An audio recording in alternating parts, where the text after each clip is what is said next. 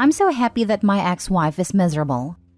3 years ago, I, 48 male, found out my wife, 46 female, was having an affair. She met a guy at work and came home one day telling me she was in love with him, no longer loved me, and wanted a divorce. This was a guy she'd only known for 3 months at that time. She and I had been together since we were in our 20s, and we have 3 kids, 28 male, 26 male, and 23 female. Well, I tried to fight for my marriage and didn't want a divorce, but she simply would not stop seeing this guy. Then after one weekend where she disappeared from Friday afternoon to Sunday night, I ended up throwing her out of the house. She immediately moved in with this guy. The only excuse she ever gave me was, "I never wanted to hurt you, but there's just something about this guy, and I deserve to be happy." That was it. That was the depth of her reasoning for throwing everything we built together away. We ended up finalizing our divorce in early 2022, and although I had very hard feelings toward her, I faked it enough to get pretty favorable divorce terms from her. It seemed she was so eager to be with her dream man that she didn't have time for a long divorce. So in the end, I got to keep my pension in the house, which I had bought from my grandmother. I did have to give her half of my 401k, however. The effect on our kids was pretty devastating. All 3 of them took it very hard. My oldest son told her that if she chose this man, he'd never have a relationship with her again. And as of right now, neither of our sons has a relationship with their mother. Our daughter does talk to her from time to time, but their relationship is very strained to say the least. My daughter is a very kind person and she tries, but she usually ends her conversations with her mother even more upset than when they started. Then about 4 months after the divorce, my ex contacted me out of the blue. She told me she had made a terrible mistake and asked if she could come home. Her dream man turned out to be an alcoholic, who she says is verbally abusive and wasted all of her money. I used this opportunity to tell her exactly what I thought of her as a person, a wife, and a mother. I told her this was her life now, and to deal with it. I told her she no longer had a home in this house, and to never contact me again. Then a few things happened over the last year that have driven her to start trying to contact me again. First off, I met someone. My sister introduced me to a friend of hers who is also divorced, and she and I hit it off. We've been seeing each other since last summer, and while we agreed that neither of us wants to get married again, we are together. Once my ex heard about this, she once again tried to contact me, but I ignored her. My son also got married and didn't invite his mother. She again contacted me to try to get me to intervene on her behalf, and I told her I would talk to him, but I never did. Secretly, I feel like she deserves all the pain she's feeling when it comes to our kids. She destroyed our family without so much as an afterthought. Too bad. So sad.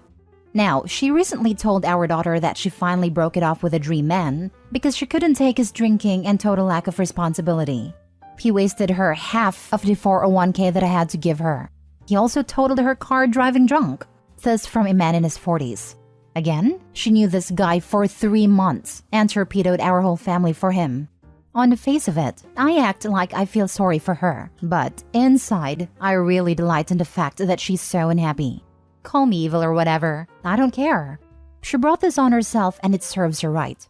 I actually had to sit there one Saturday night while she got ready for a date with this guy and laughed on the phone with her friend about how awkward our living situation was. I lived in hell for over a year because of her. Wait until she finds out our son and his wife are going to have a baby later this year. Maybe if she had been able to keep her legs closed, she'd get to meet her grandchild, enjoy your crappy 1-bedroom apartment and your broken-down used car. Me and my new partner will think of you when we're on vacation in Hawaii this summer. Hawaii was the trip my ex and I always planned to take once our daughter finished college. Maybe I'll send her pictures. Now for the top comments. Unless you've been there, it is impossible to understand the mind screw that is an exit affair. Seeing the natural consequences come to fruition must be something. I hope Hawaii is amazing. And yes, it's a totally destabilizing to literally have the person you've been with since you're 20 come home from work one day and tell you they've fallen in love with someone they've only known for a few months and they want a divorce. I'm sorry if this happened to you. Well, if it isn't the consequences of my own actions. I mean, Opie tried to make it work and she was in love with some douche. The guy knew she was married and was cool with it? Nah, that's a great AA hat. She got what was coming to her. Best revenge is living well. My mom always said this. I didn't believe her until I was older. It truly is the best revenge. I always say beware the vengeance of a patient person. Life catches up to a-holes, and it's fun to watch when it does. Post the heck out of those vacation pictures. Try and get local paper to cover your trip. I legit live in a town small enough that this could definitely happen.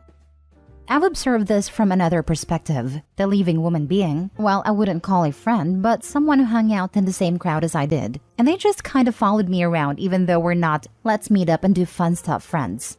Anyway, she had a stable but, according to her, boring husband. And after almost a decade of marriage, she just wanted a little adventure.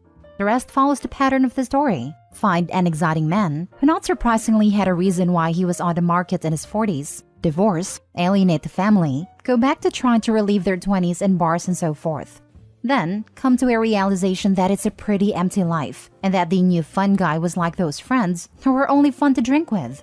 Then get super upset that her ex-husband and the rest of the family had moved on and she was no longer invited.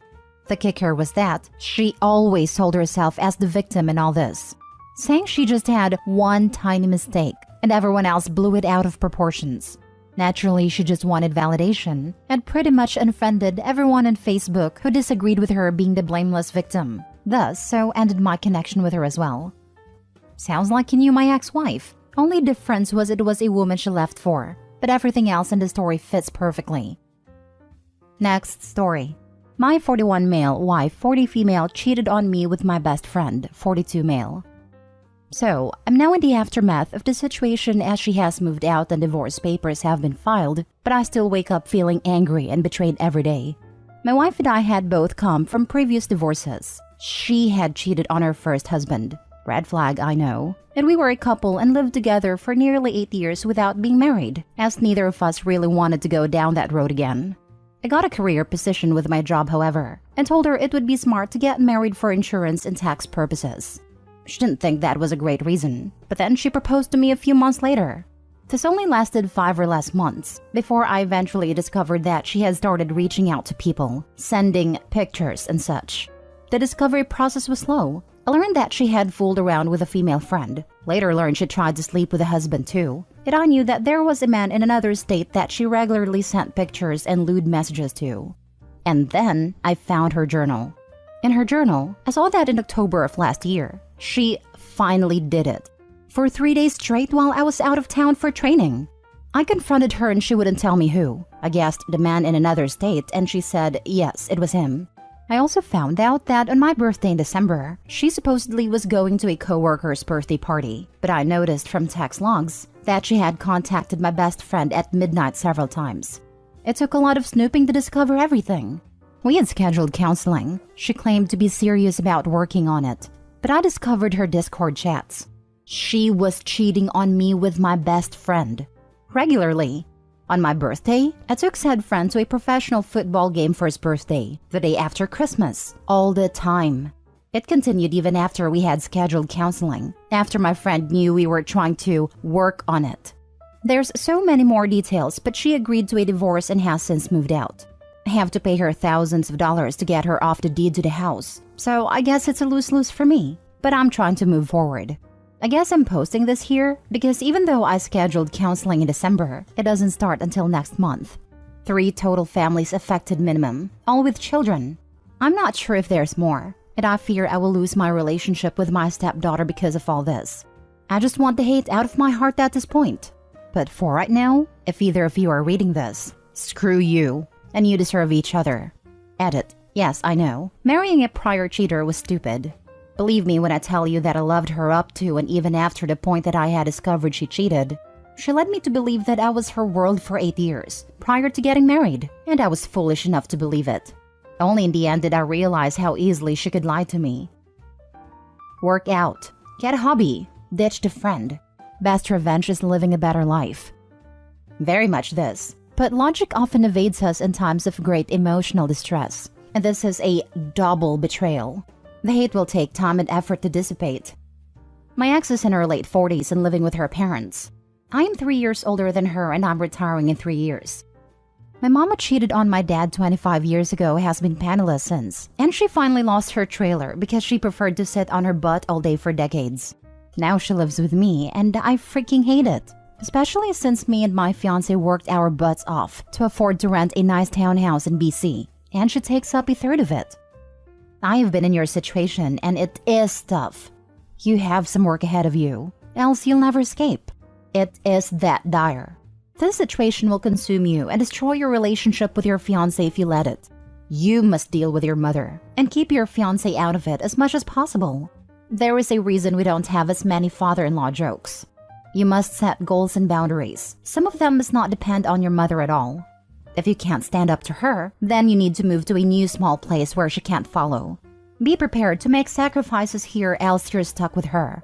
Lie to her and tell her the tiny new place is all you can afford. Rents are going up like crazy, and you can't house her.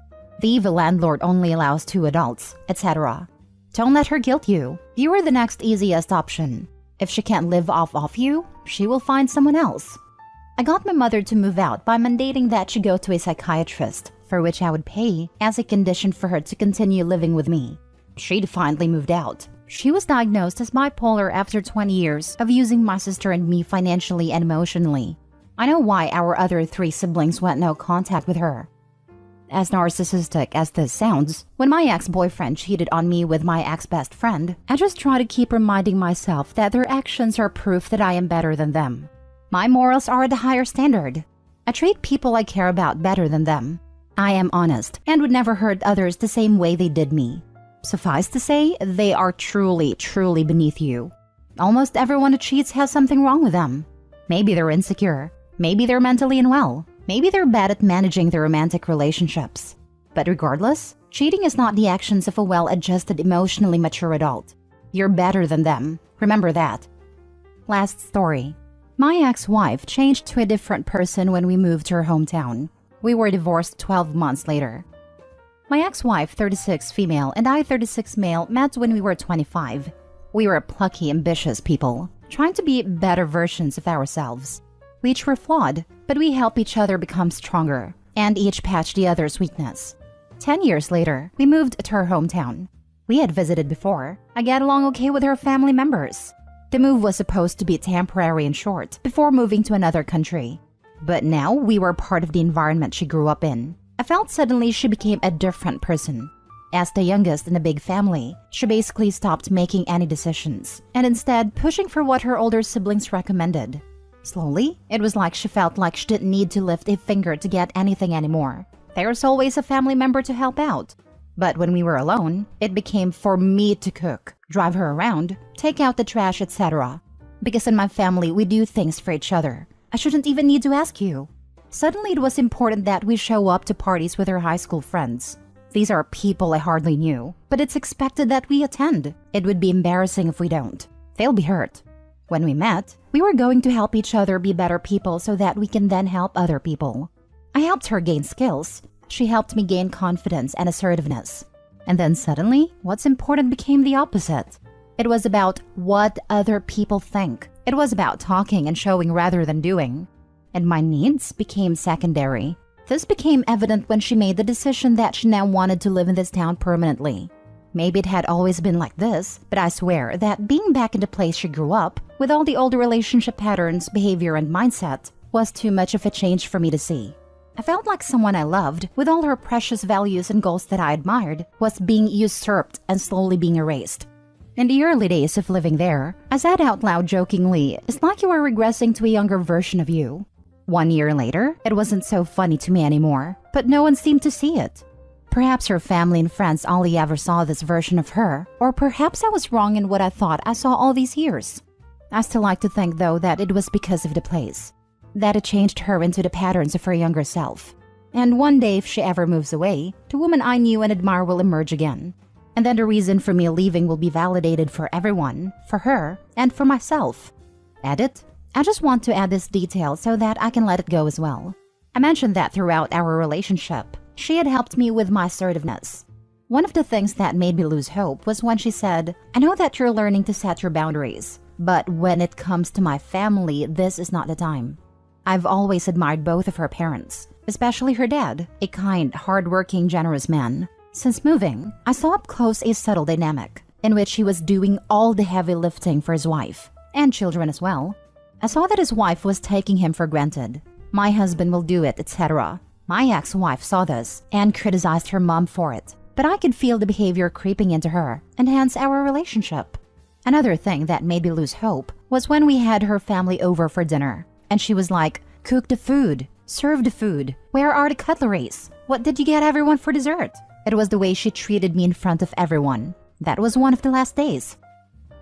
Some people, when surrounded by their family, can revert back to that childlike state of mind depending on their home life growing up, especially if they're being enabled. While it would be upsetting for you to have to bear it, I think you've done the right thing for yourself. You're only 36 from your post, and you've still got a lot of life left in you. If my uncle, who's around the same age as you, and has absolutely no social media whatsoever, can get a date, then so can you, if that's what you're wanting. Just don't ever feel guilty for choosing yourself. Oof, this is me when I'm with my family. I revert back to my teen years when my mom did everything. Mind you, I'm a stay-at-home mom that literally does everything for the house. I don't know. My mom enjoys it though, so I let her. It's also nice for me to have someone take care of me for a change in a maternal way. It makes me feel good. It sounds like she was babied her whole life as the youngest child, moved out and was forced to become independent. And now that she's back in that environment, she's reverted back to that mindset as her default. She believes she deserves to be babied and catered to. Otherwise, the whole family does things for each other would apply to both of you, not just you becoming the de facto adult of the situation, while she doesn't do her part to cook or clean. Not sure if it's something she's fully aware of, but if you've tried to talk to her about it and nothing has changed, I think you are well within your rights to divorce, as the qualities you valued in her are no longer present.